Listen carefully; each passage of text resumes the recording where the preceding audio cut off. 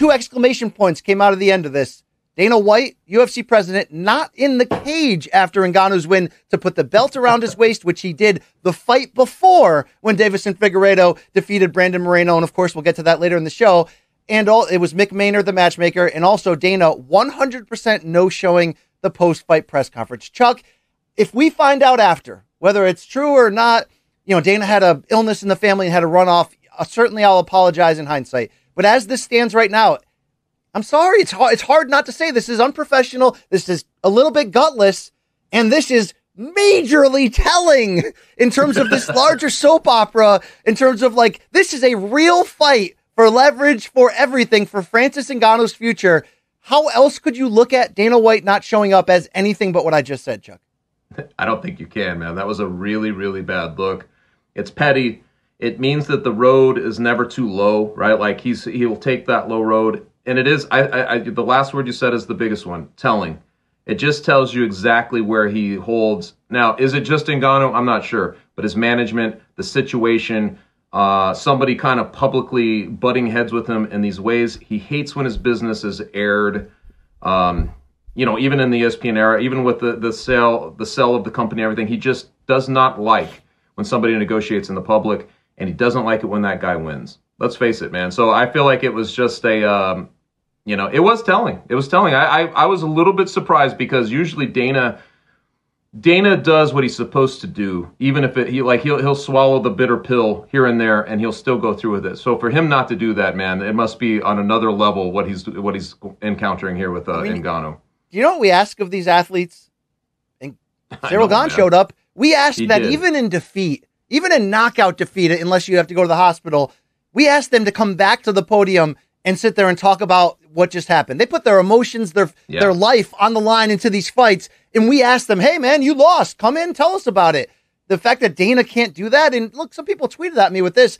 I don't know. You'd have to go back in real time and relive it to see if it's true. But the UFC Twitter account, which tweets so often during fights to kind of pull people in to try to tune in last minute, they tweeted like crazy during the co-main event. Not a single tweet from the end of the Moreno fight through Francis winning it until finally, 20 minutes later, putting out that picture weird of Francis and saying winner. Chuck, that's low class. It's called a promotion, right? Like the idea is to promote. So when they're doing stuff like that, obviously, it's other level petty against your own guys. I mean, it's just it's very strange. But honestly, all it does is really feed the nature of this beast, because when Ben Askren was fighting in his first fight against Robbie Lawler in the UFC after all those years being out, the sentiment was that he was fighting the subplot of that fight was that he was fighting the UFC, he was fighting Dana White. Ben Askren seized it. He completely bashed Dana White and made it about him versus Dana White. I feel like Ngannou wasn't doing that, but that the UFC was doing that. That they were making it more of a storyline. It only reflects better on Ngannou, and it's going to make the UFC look way worse as time goes on if this continues. Because who's the petty side here? Who's the one, bullying, and who's doing all the bad stuff? We have a sentiment right now, because it's been roaring up for a long time, of just about fighter pay, fighter treatment, equal distribution of all that profit and everything that's going on the TV deal, unions. We talk about this stuff. Well, here's an example of a guy being mistreated.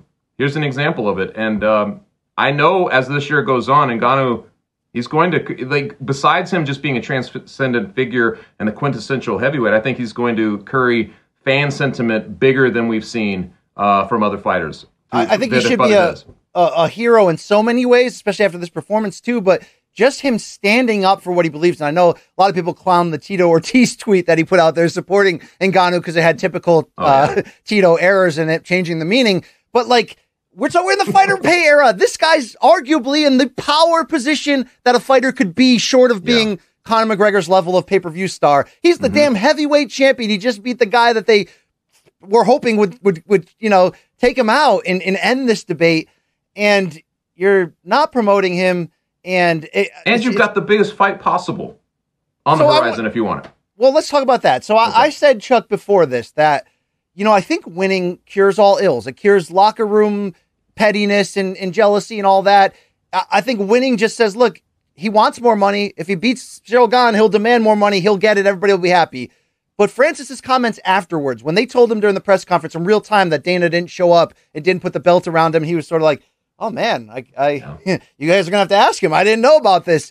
And then Francis saying, you know, which he said leading up, that he's willing to sit out until December and just become a free agent. With all this wildness going on, I have to stop myself because we've never been here in this exact situation. Yeah. But like, I'm not sure just money fixes this, because Francis said in the post-fight press conference, it's about respect. I've been treated with respect. Like, you know, I've been treated like a whatever for so long. The Jon Jones fight is massive. It's massive. People think I'm overblowing the idea that it could even compete for the pay-per-view record because they both don't have history selling on this level. But it's still freaking massive after this 270 main event. Is there just naturally enough money in that fight, Chuck, that if the UFC just stops being so stubborn and meets Francis in the middle, you know, maybe not even involving a boxing fight at all, and just pays him not $600 to show with no win bonus, but pays him $3.5 million to fight Jon Jones, and pays Jon $4, $5, whatever. That they're underpaid to me.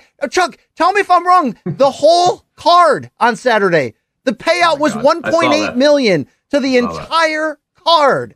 Yeah. And you have two title fights, you know, 2 contenders, 2 champions.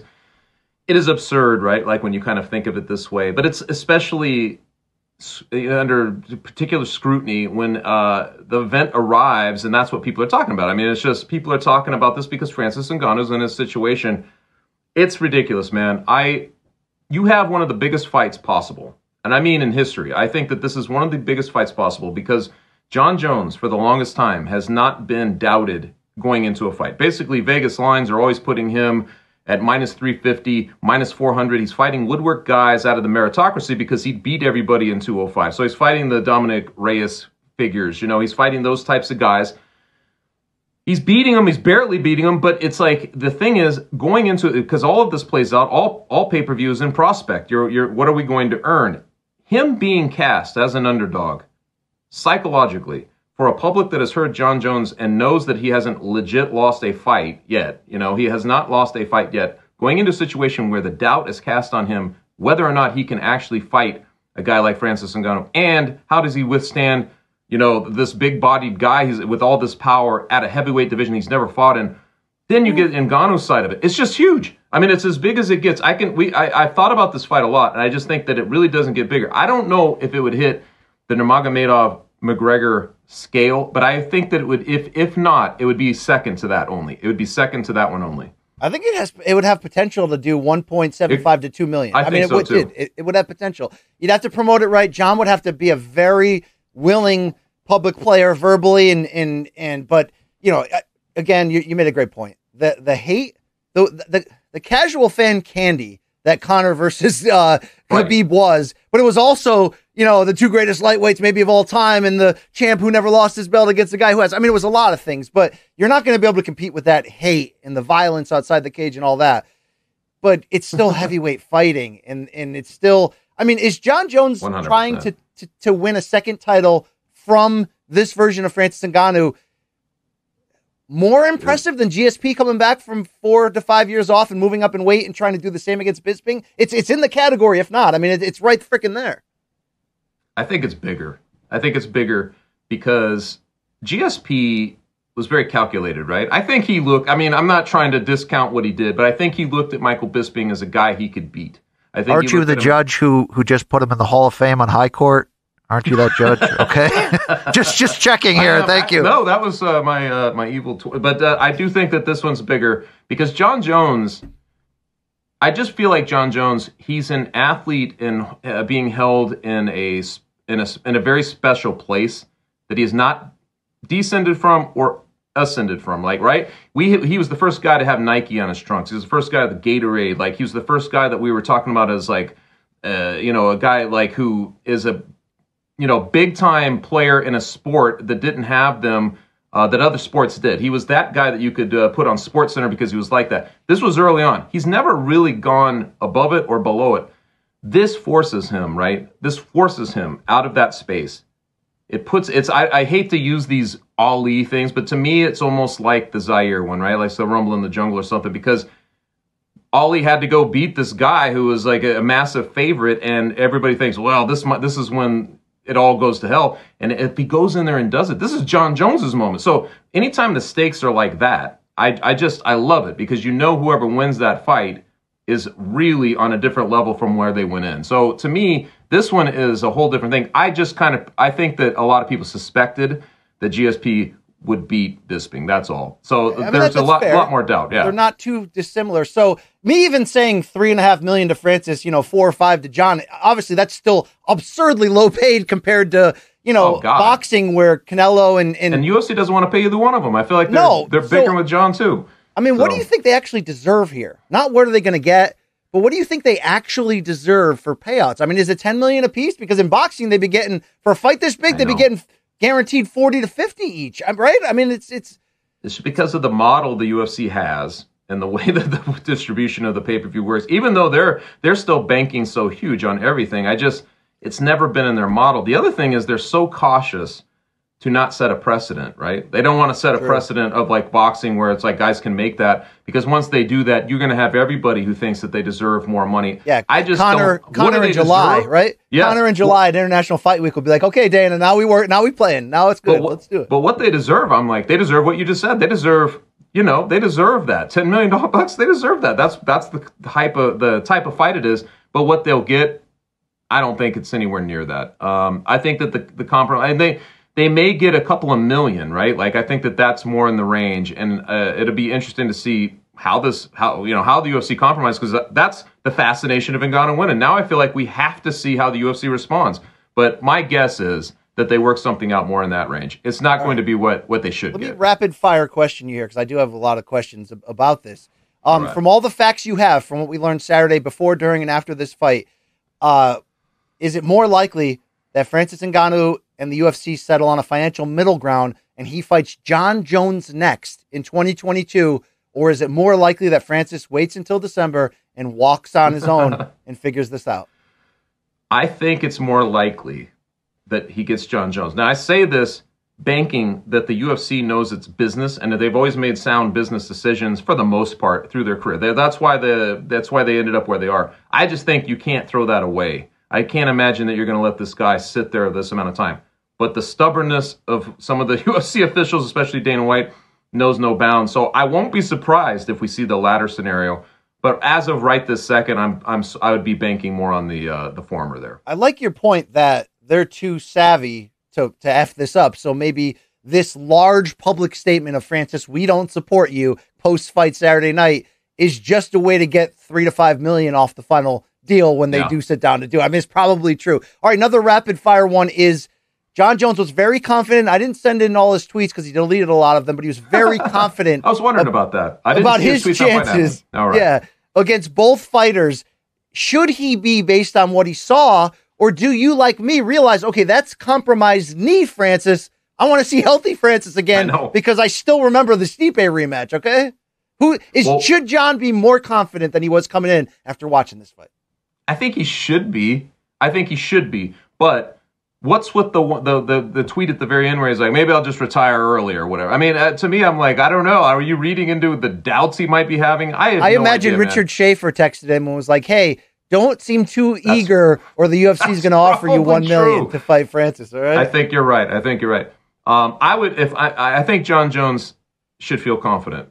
I think he should feel confident. I mean, he's a good stand-up fighter, man. I think he has a chin and all that stuff. I think he should feel confident where he's at going into that fight. All right. I think Jon comes closer. Whereas when Francis blew away Stipe in the rematch, I'm like, for the first time ever, I don't think Jon Jones is going to beat every single heavyweight like I thought he would. Like now, I'd easily favor Ngannou. It's Jon. Yeah, when he first was coming up, it was like you thought that he would go into it would be seamless. He would be able to beat whoever the champion in the heavyweight, and he would be one of those guys who has a second belt. That is not the case anymore. Well, if you're Jon and you watch Gane, you're thinking, okay, I shouldn't point fight this guy for 25 minutes. That's where I'm setting myself up to lose. But I think Jon saw that and goes, I have better intangibles than him. I can also take him down. I'll just out-grit him and I'll figure it out. Jon, looking at this version of Francis, you got to be careful, though, because that knee I mean, God, there's an MCL injury. Like no one takes, short of Kane making that, questionable decision to take the first fight with JDS, even though he had that bad knee injury on Fox. I mean, back then you have no leverage. You gotta take, you gotta do it. I'm sure Jon Jones was watching this fight and he sees those knee braces and he's thinking, I would be oblique kicking the hell out of that knee. You know what I mean? Like he'd be leading with elbows to the kneecap. He'd be going after that shit. Look at this. At the end of the day, I'm fucking them both up. I want to see that energy, by the way, from Jon. So I like those tweets. Closing on Ngannou's future. This is obviously, Chuck, not the perfect tryout fight to get people excited about Ngannou versus Tyson Fury. So my question to you is, would you want to see it? No, we don't really want to see it. But it seems to be really important to Francis to the level that Joe Rogan actually asked him about it. So to Joe's credit, in the cage afterwards, do you think this has a potential of ruining negotiations because Francis wants this too much? Where if you're UFC, you probably want nothing to do with this, right? So how is this going to be a problem in Francis accepting what they're going to offer? I don't know, but I do think that this could be a big part of negotiation is saying, let's go through the Jon Jones or whatever scenario that should be Jon Jones, but whatever the scenario is. And the stipulation being that he can, to do that as a one-off, it's uniquely arranged and he's uniquely set up to actually get something like this done. The UFC has never really, them promoting McGregor and the Floyd Mayweather whole thing, that's a separate type of situation. But I think that if they really want to be in the Francis Ngannou business, they're probably going to have to address that. And if they're going to do that, I would make sure that he's fighting Jon Jones, right? Like that, you try to get the fight you want, and then maybe you set something up where they compromise and they allow that to happen. But I agree with you, though. I think that I'd much rather see Jon Jones. I just want to see him compete against that guy, and then he can do what he wants. You know what I mean? I want to see that fight, and then he could, if he wants to go on a lark and take on Fury, go for it.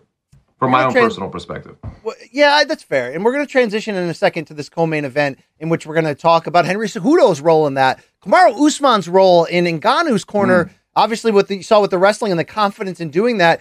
We want to talk so positively about Extreme Couture and Eric Nixick and Dewey Cooper. And they were incredible between rounds in the corner, encouraging Francis and everything was great.